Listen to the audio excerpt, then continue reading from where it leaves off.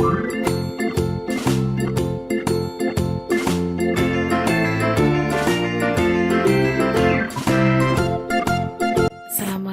warahmatullahi wabarakatuh.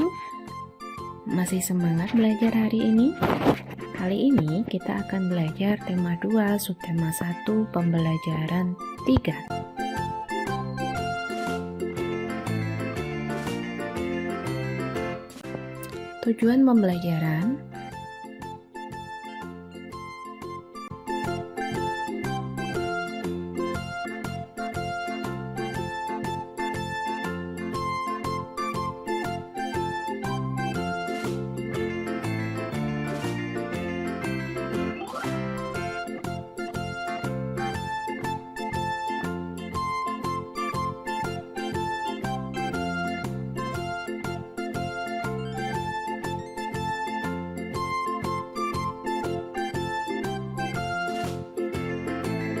hidup rukun merupakan impian setiap warga negara.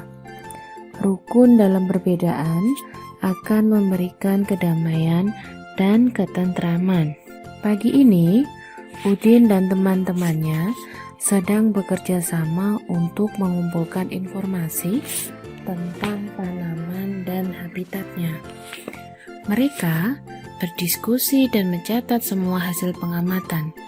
Meskipun mereka berasal dari latar belakang yang berbeda, namun perbedaan tidak menghalangi mereka untuk belajar bersama.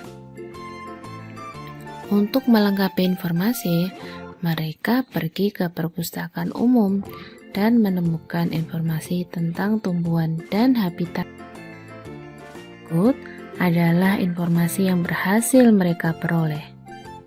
Pohon bambu mempunyai ciri khusus, yaitu mempunyai bulu-bulu halus yang tajam.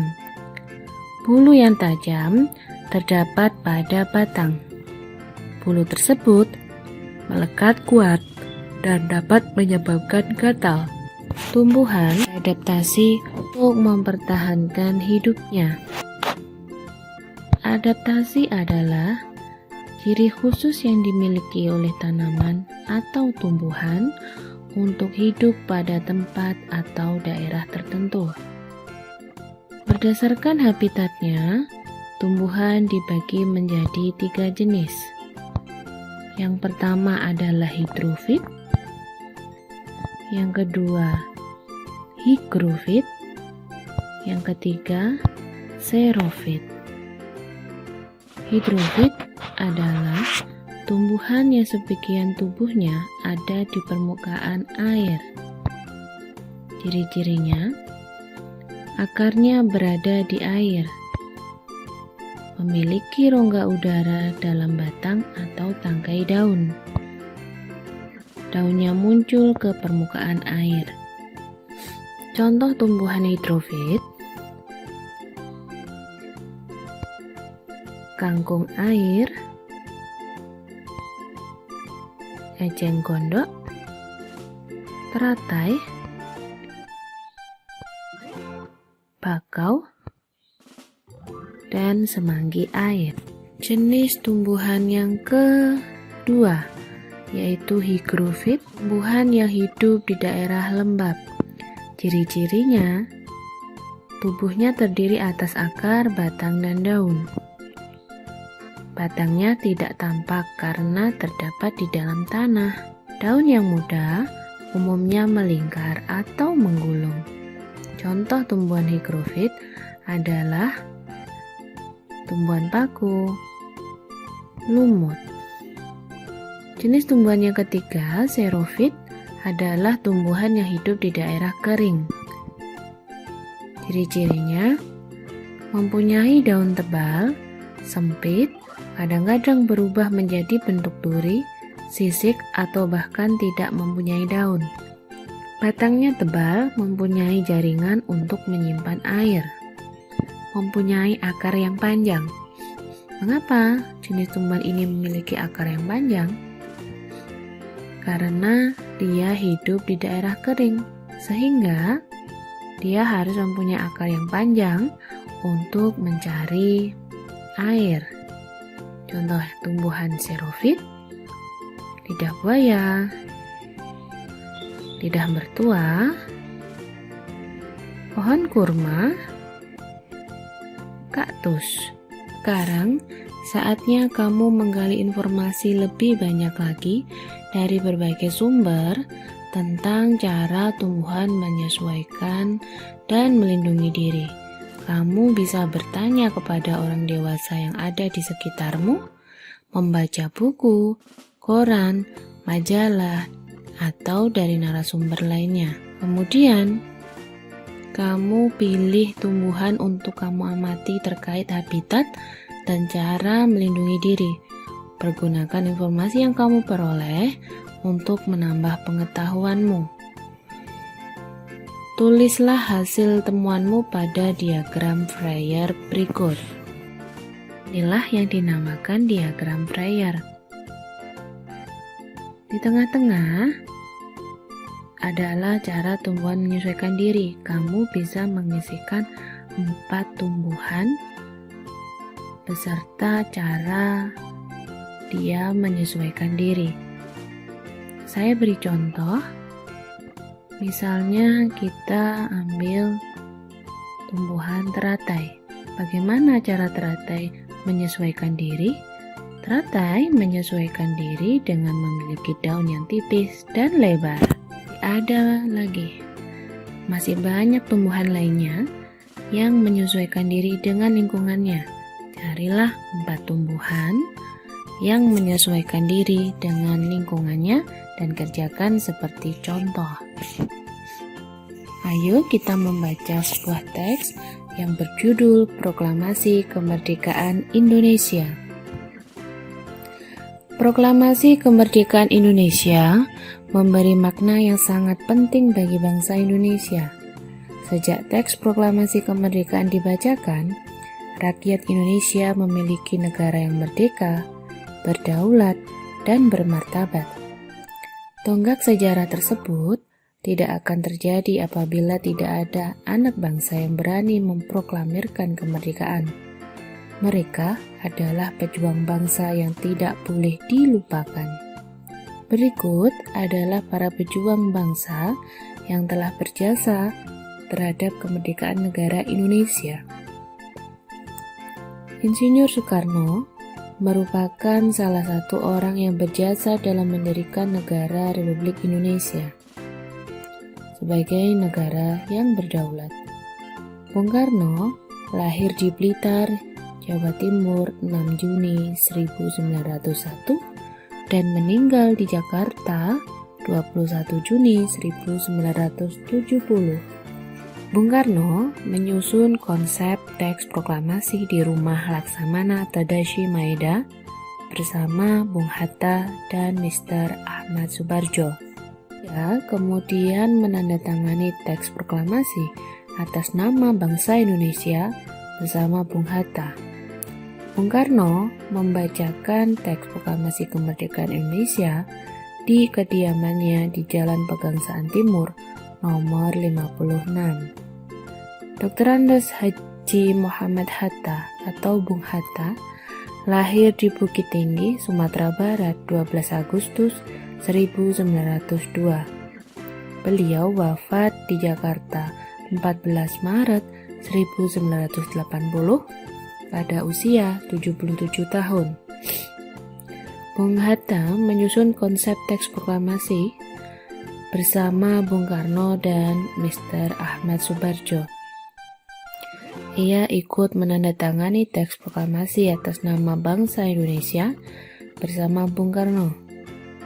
Muhammad Hatta adalah wakil presiden pertama Indonesia.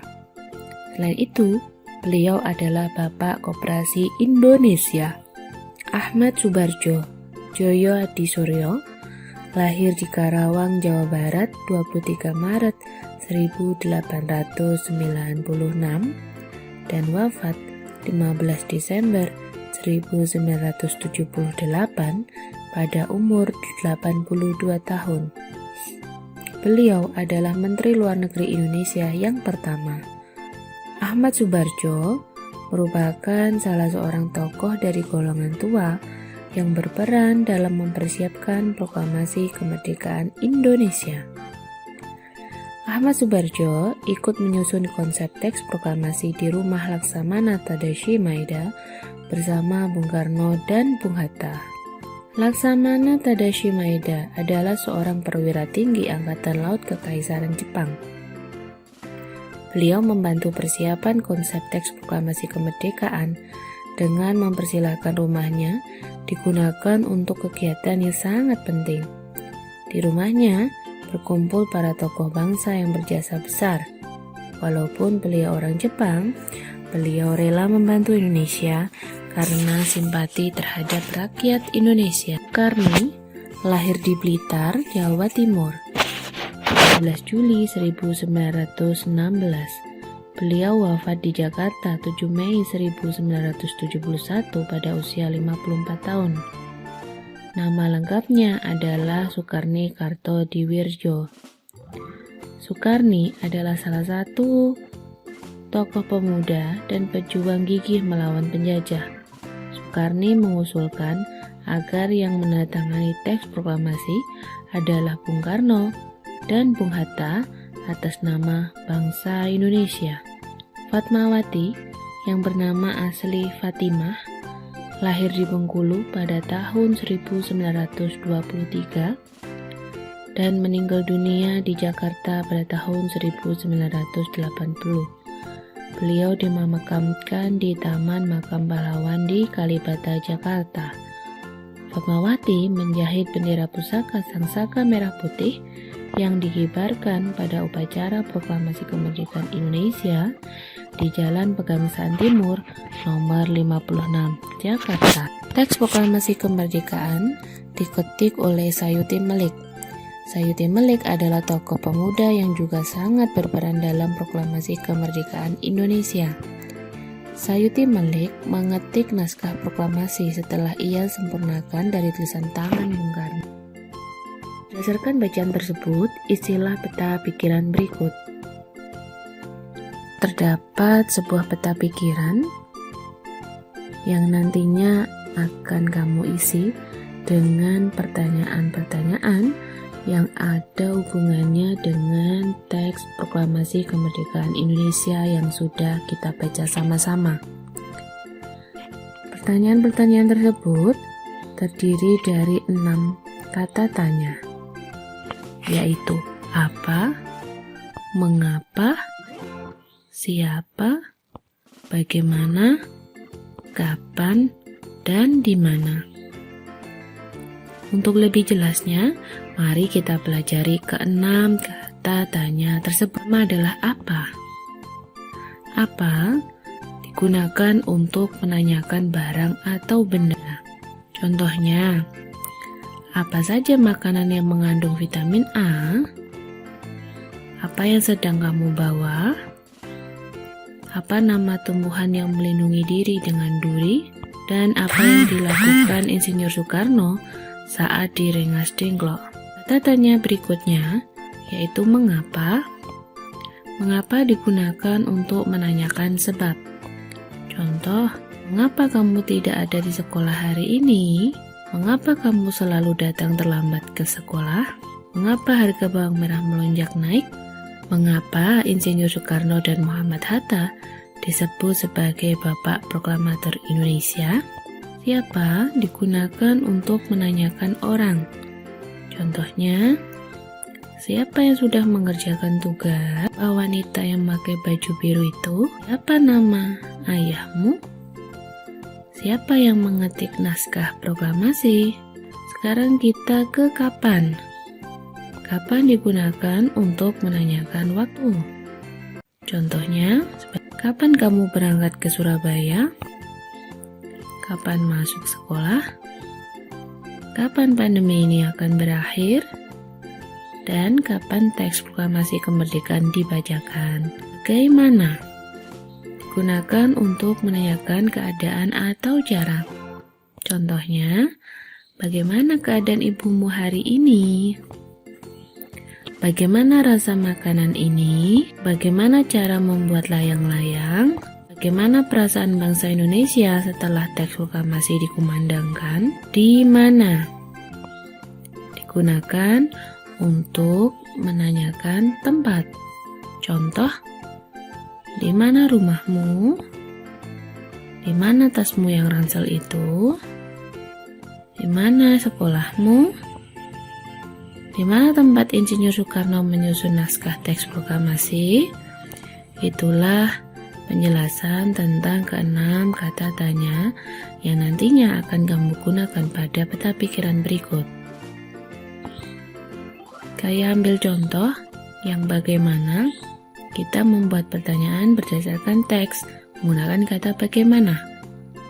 Bagaimana cara Laksamana Tadashi Maeda membantu Indonesia dalam persiapan kemerdekaan Indonesia? Kita lihat apakah sudah tepat kita menyusun pertanyaan seperti itu. Apakah ada dalam teks? Kita cek dulu ya. Bagaimana cara Laksamana Tadashi Maeda membantu Indonesia dalam persiapan kemerdekaan Indonesia? Kita cari pada teks. Ternyata beliau membantu Indonesia dengan cara mempersilahkan rumahnya digunakan untuk kegiatan tersebut. Nah, ini ada pada teks. Jadi, sudah tepat kalau pertanyaannya bagaimana cara Laksamana Tadashi Maeda membantu Indonesia dalam persiapan kemerdekaan Indonesia? Sehingga apabila ada dalam teks, maka pertanyaan tersebut bisa dijawab.